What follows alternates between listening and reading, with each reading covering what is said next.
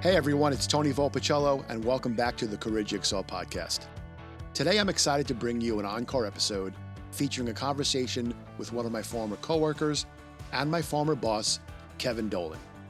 I've always admired the strong, thoughtful relationships he built with his managers and senior leaders, so I knew I had to get him behind the mic to share his insights.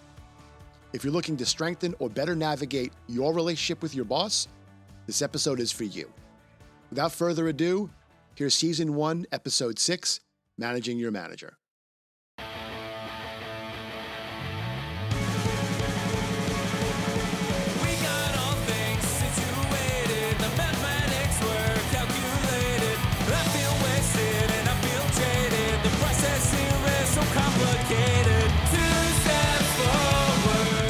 We are back with a vengeance. Hey all, it's Tony Volpicello, and welcome back to the Career Jigsaw podcast.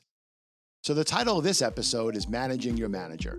And yes, it's a catchy title designed to grab your attention, but there's really much more to this topic than that. What we really want to help you with is understanding the keys to developing a great working relationship with your boss. Today, we'll begin to lay that groundwork.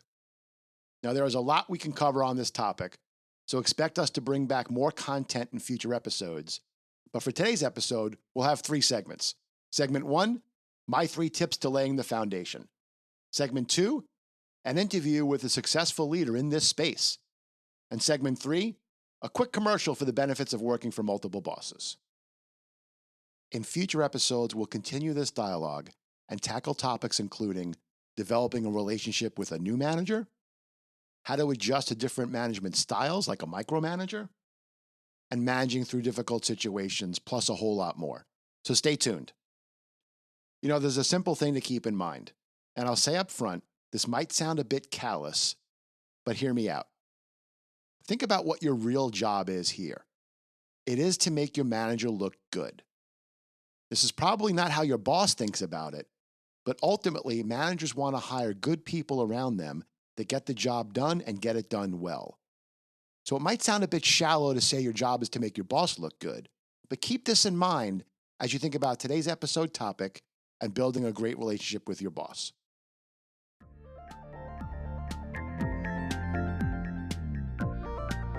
So let's talk about my 3 tips to laying the foundation for a good working relationship with your boss. These are in no particular order, just some things I've learned over time. These are table stakes, which really are the bare minimum foundation for building that relationship. So first one, don't ignore the human element of these relationships. This comes down to people working with people. So within reason, don't keep it all business.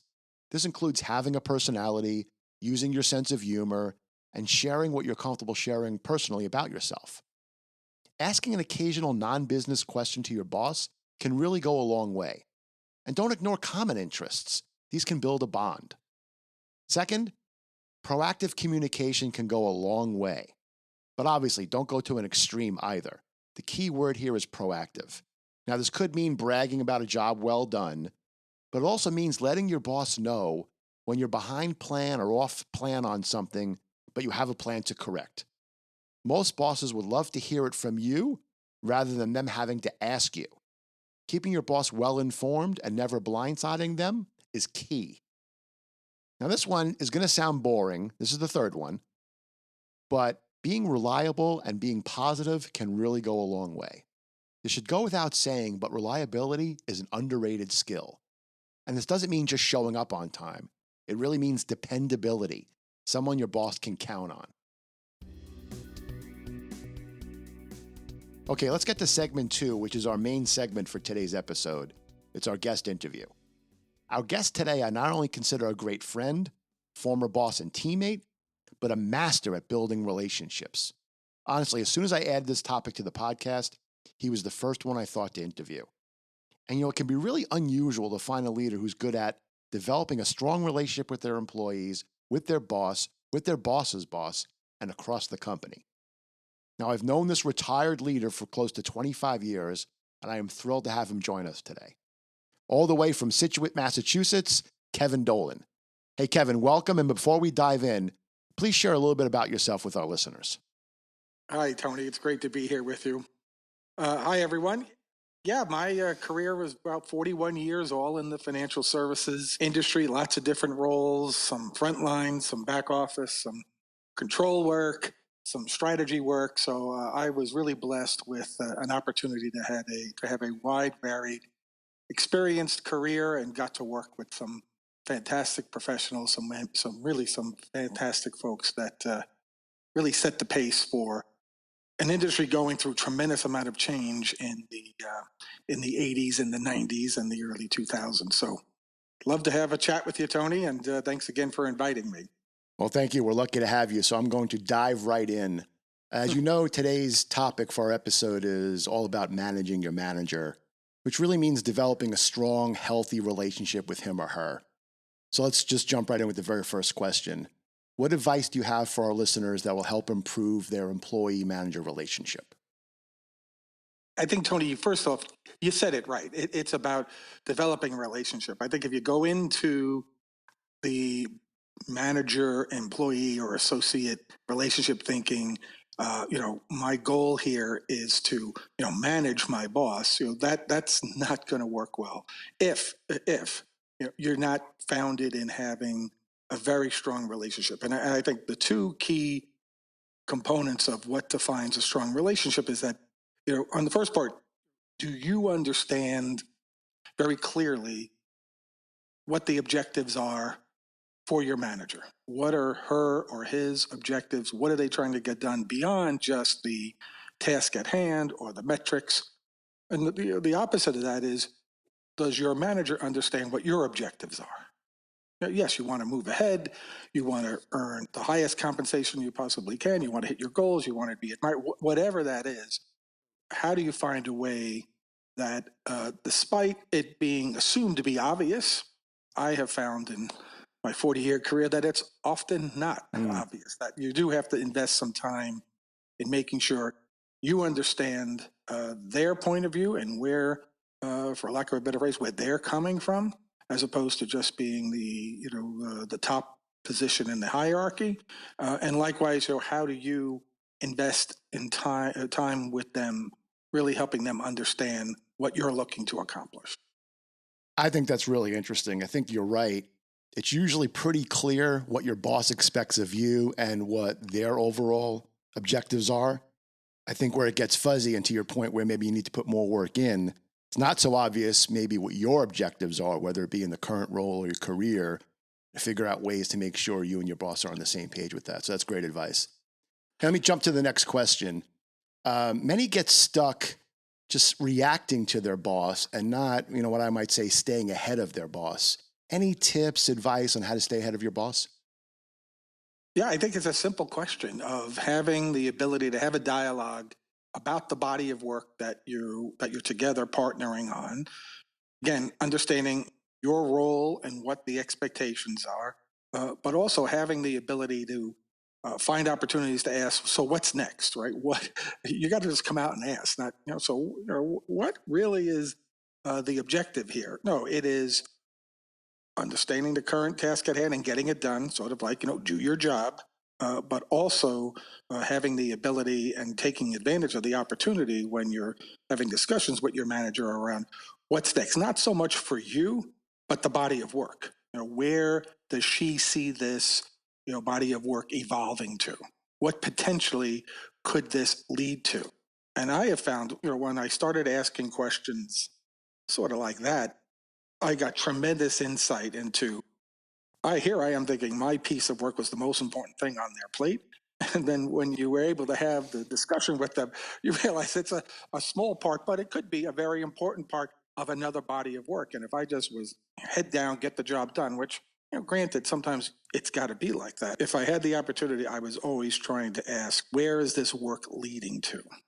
100% of the time, I got an answer. Whether or not I fully understood the answer, that's a different issue. But certainly, there was always a what's next.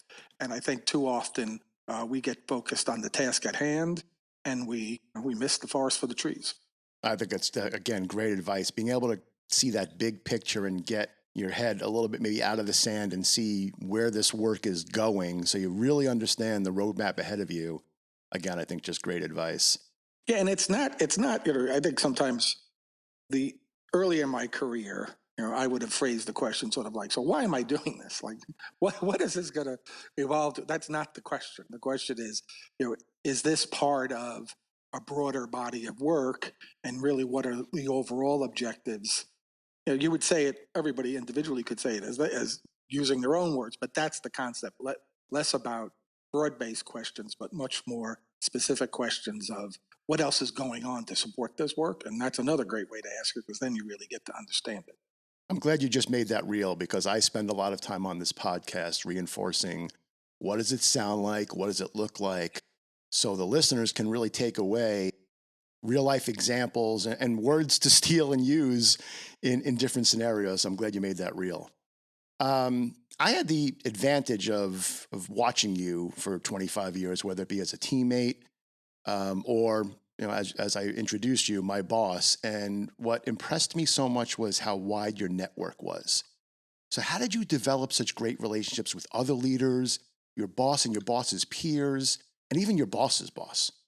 Well, again, I really was blessed and really fortunate to have a pretty wide variety of functions. I've spent a lot of the career in maybe frontline management, let's call it, but that also led to understanding how the organization works. So, that variety of experience is truly a blessing in the sense that you really get the opportunity to understand and network, right? And so I became very well known with folks on all the different varieties of roles I had, but also the different support groups, or even if I supported a frontline group, it is really that network and taking advantage of just sheer time spent in an organization building that network. Second part was about my boss's boss. Well, again, I think it's, if you're trying to evaluate your manager in terms of, is this going to be a beneficial relationship for you, is that, how open are they, right, to getting you exposure? And I often believed that was so critical. In order to retain my best people, I had to make sure that they understood that as an advocate for them, exposure to senior management was critical. And not around, a cocktail reception or a meeting around a table, but interaction where a manager could hear about the work they're doing, or they could see it firsthand. So if I knew I was in the right spot, if my manager was very willing to do that, in fact, expected it, and was very committed to spending time with my team, as well as giving me exposure to the next level up, which was extremely beneficial. But again, it is about understanding and performing and making sure that we were delivering what was expected, but also making sure that everyone on the team got a chance to hear from senior leaders and meet them and see them and really get a chance to shine when they were in the room. Yeah, I think, again, great advice. And I need to go back to a point you made a second ago about your variety of roles. Can you talk a little bit about the benefit, the importance of having multiple roles over your career? Many of them were steps aside where they were lateral, but just kind of curious your perspective on, not staying in one or two roles your whole career and what the benefits might be.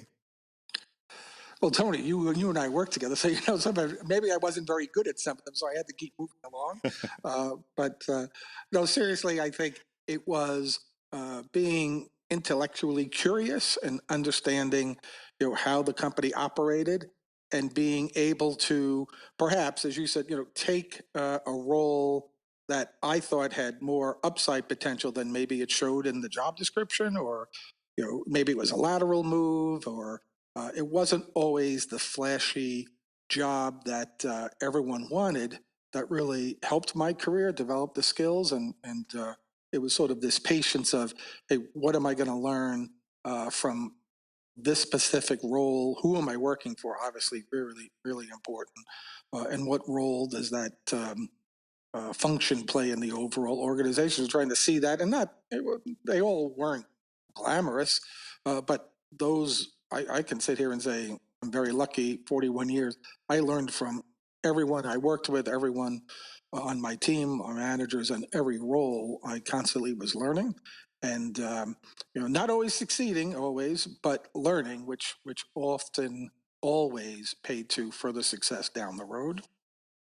So again, just being willing to be open to roles that you may not have thought of was the next step in your journey, and being willing to listen to folks who had a lot more experience, but also understood what you were trying to do, and were very willing to take a risk on you. Yeah, I think that's absolutely spot on. And I love what you said about I had two key takeaways there. First, being intellectually curious, and that leading to constantly learning. And I think that's a real, almost rhetorical question for everyone on today's podcast to ask yourselves: is am I in an environment where I'm constantly learning? And if not, is that your opportunity now to think about that lateral move or a move into a role where you are learning? Hey, I want to go back to our first 4 episodes. And just to recap for our listeners, we covered resumes, interviews, and a little bit of personal development so far. Any words of wisdom on these topics? be be bright, be brief, be gone. Right? Resumes are. And I think even in today's work environment, even having been retired now, being able to look at it from the outside, it is really all knowledge based. It is all about what you've learned as opposed to what you did.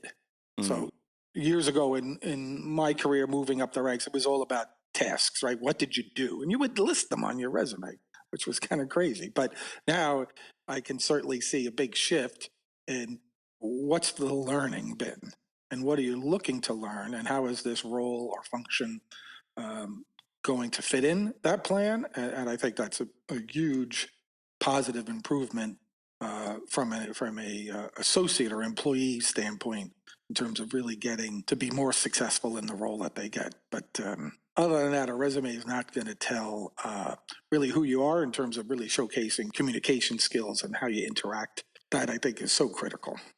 That's great. I appreciate that. And it's interesting because I've had the same experience, being able to reflect after retirement, after we're no longer looking at resumes and conducting interviews, and kind of see not only evolution, but maybe a little bit of what we would have done differently as well. All right, I'm going to wrap up with a question that actually tees off our next episode. So if you can get in your DeLorean and go back in time and give yourself career advice to you at 25, what would it be?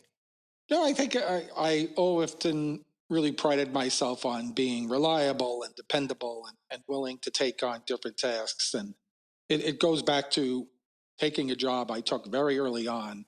Again, that wasn't um, the dream job I had. In fact, I was disappointed that this is the one I was getting offered. But I got some advice from a manager at the time that said, you haven't done the job, go do it and see where it goes. And I'm so happy I took that advice, because it really was one of the launching points for me. And on face value, I would have told you a year before I took that job that I'll never do that. I would never take that. And so the advice would be is be open to what you can learn, and be willing to take risks, either later in your career or even earlier in your career. It's never too late. I think people get stuck after a certain period of time in their careers and say, well, this is it. This is the path I'm on.